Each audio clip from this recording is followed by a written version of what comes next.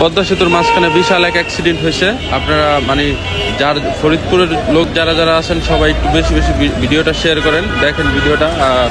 বাচ্চা থেকে অসুস্থ মানুষদের বের করতেছে, আপনারা সবাই ভিডিওটা বেশি বেশি শেয়ার করেন, যাতে যারা যারা আত্মীয় স্বজন আছে তারা দেখা চিনতে পারে এবং কি তাদের সাথে যোগাযোগ করতে পারে।